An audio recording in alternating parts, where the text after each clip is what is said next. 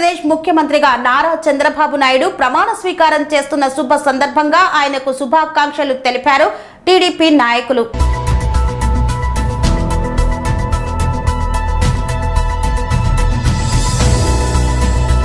ఆంధ్రప్రదేశ్ ముఖ్యమంత్రిగా ప్రమాణ స్వీకారం చేస్తున్న నారా చంద్రబాబు నాయుడుకి శుభాకాంక్షలు తెలిపిన పెడన నియోజకవర్గం మైనార్టీ సెల్ అధ్యక్షుడు ఎండి నజీర్, పెడన నియోజకవర్గంలో భారీ మెజార్టీతో గెలిచిన కూటమి అభ్యర్థి కాగిత కృష్ణప్రసాద్ ప్రమాణ స్వీకార శుభాకాంక్షలు తెలియజేశారు టీడీపీ నాయకులు ఎండి నజీర్ మరియు బొర్రా కాశీ. ఈ కార్యక్రమంలో బొల్లా శ్రీను, టీడీపీ నాయకులు, కార్యకర్తలు పాల్గొన్నారు.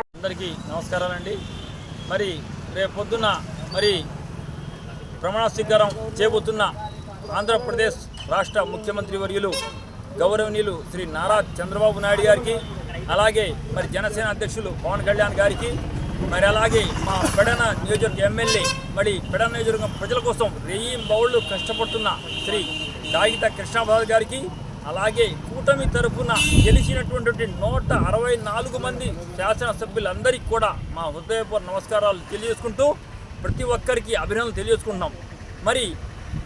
ఏదైతే గతంలో మన పరిపాలన చూసాం, 5 సంవత్సరాల పరిపాలనలో ఒక విధ్వంసకర పరిపాలన, ఒక దుష్ట దుర్మార్గ పరిపాలన ఈ రాష్ట్రంలో సాగింది. ఎంతలా ఆంధ్రప్రదేశ్ నష్టపోయిందంటే విభజన జరిగినప్పుడు కూడా ఇంతగా నష్టపోలేదు. రాష్ట్రం పరిస్థితి చాలా బాధాకరమైన పరిస్థితులు వెళ్ళిపోయింది.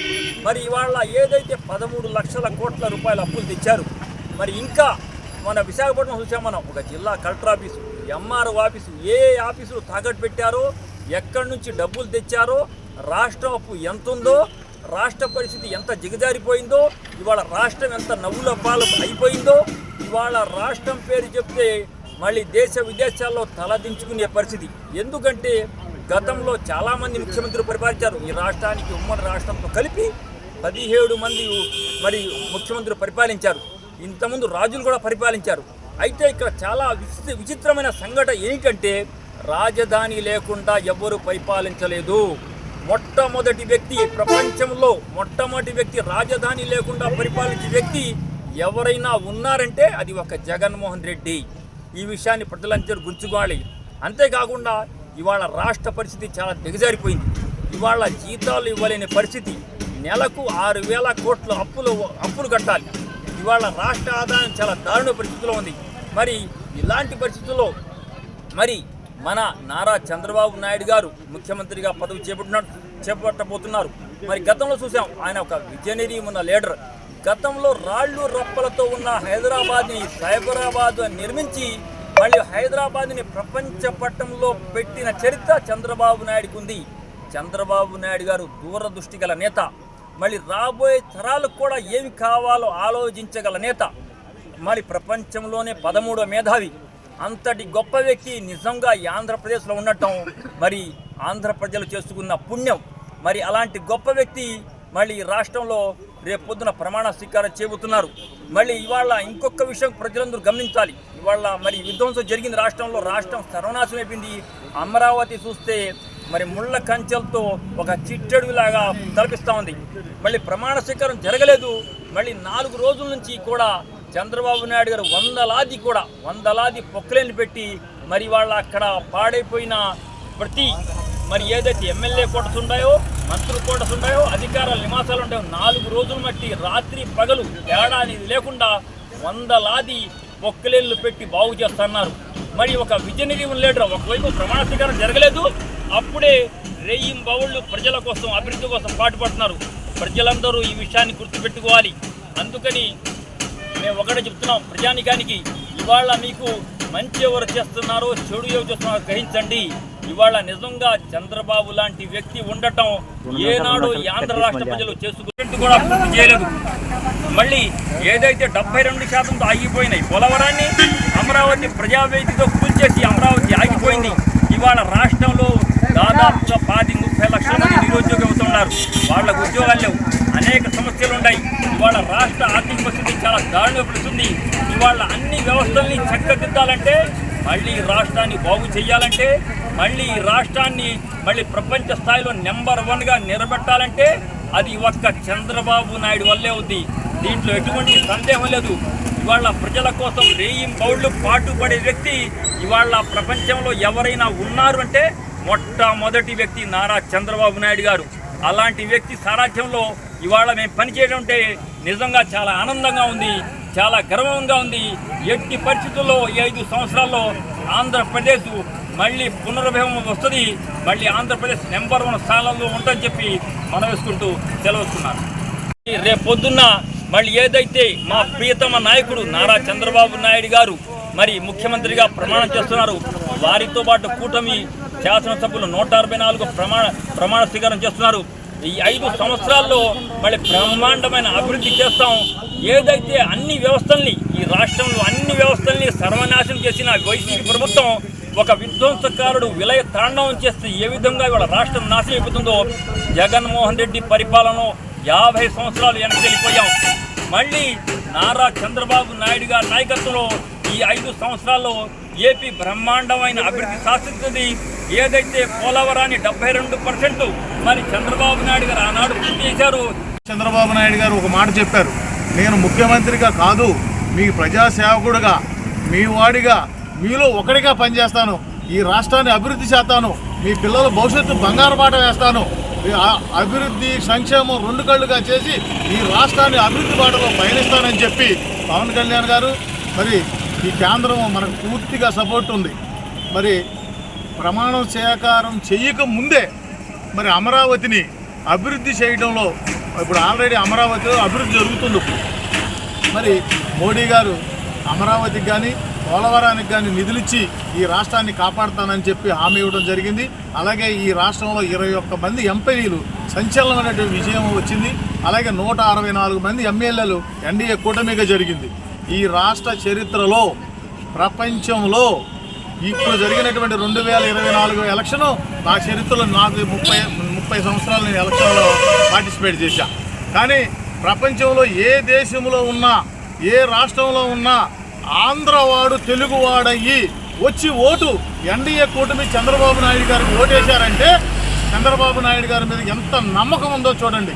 ఏ ఎలక్షన్ అయినా సరే విదేశాల నుంచి రాలా, ఏ రాష్ట్రాల నుంచి రాలా, కానీ ఇప్పుడు 2024 ఎలక్షన్లో ప్రపంచంలో తెలుగువాడు ఎక్కడున్నా సరే ఈ ఆంధ్రప్రదేశ్కి వచ్చి చంద్రబాబు నాయుడు గారికి ఓటేసి ఆయన గెలిపించారు. ఎందుకంటే చంద్రబాబు నాయుడు గారి మీద పూర్తి నమ్మకం.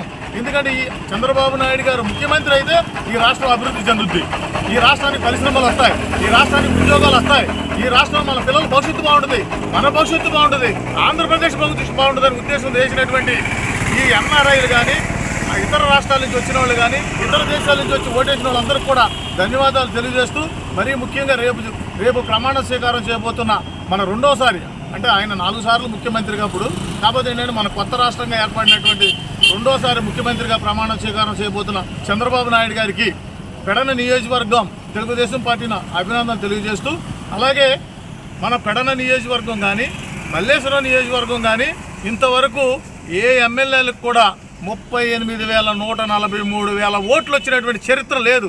అది ఒక కాగిత కృష్ణప్రసాద్ గారికే 38,143 ఓట్లు మరి పెడ నియోజకవర్గం ప్రజలు ఇచ్చినందుకు ఆ పెడ నియోజకవర్గం ప్రజలందరూ కూడా ధన్యవాదాలు తెలియజేస్తున్నాను.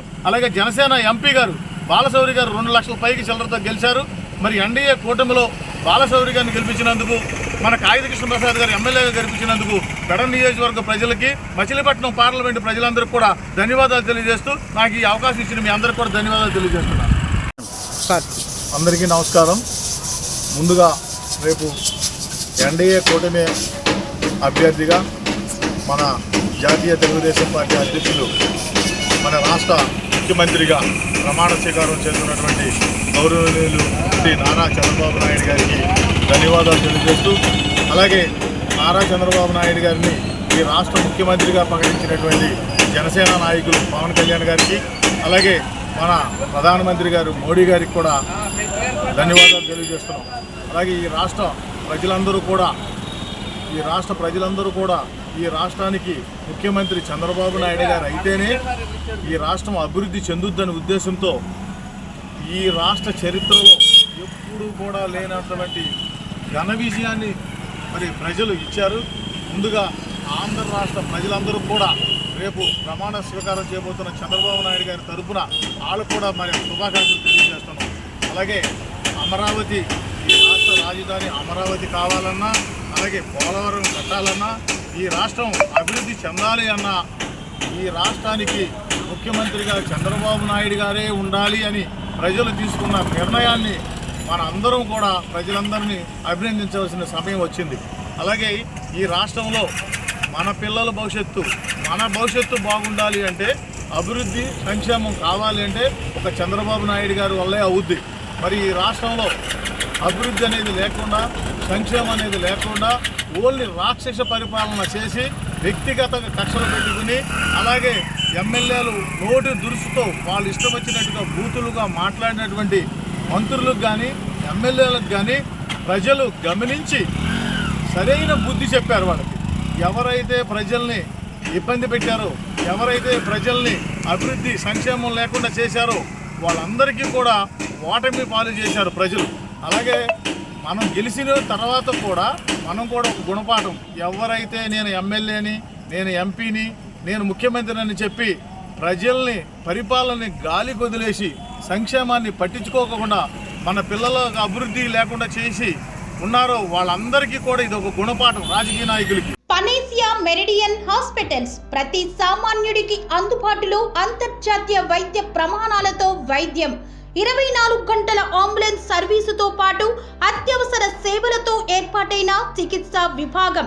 మా దగ్గర గుండె సంబంధిత, మూత్రపిండ, కాలేయ, కంటి జబ్బులకు, మోకాళ్ల శస్త్ర చికిత్సతో పాటు కోవిడ్-19, బ్లాక్ ఫంగస్ వంటి వైరస్లకు, అన్ని రకాల ఆరోగ్య సమస్యలకు నమ్మకమైన అత్యాధునిక వైద్య చికిత్సను అందిస్తున్న హాస్పిటల్ పనేసియా మెరిడియన్ హాస్పిటల్స్.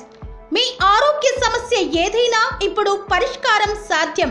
సంపూర్ణ ఆరోగ్యం కోసం సంప్రదించండి Panacea Meridian hospitals, opposite Bheeramguda Kaman, RC Puram, Sangareddy district, pin code 502032. సంప్రదించాల్సిన ఫోన్ నెంబర్ 0845524177 మరియు 7893757770.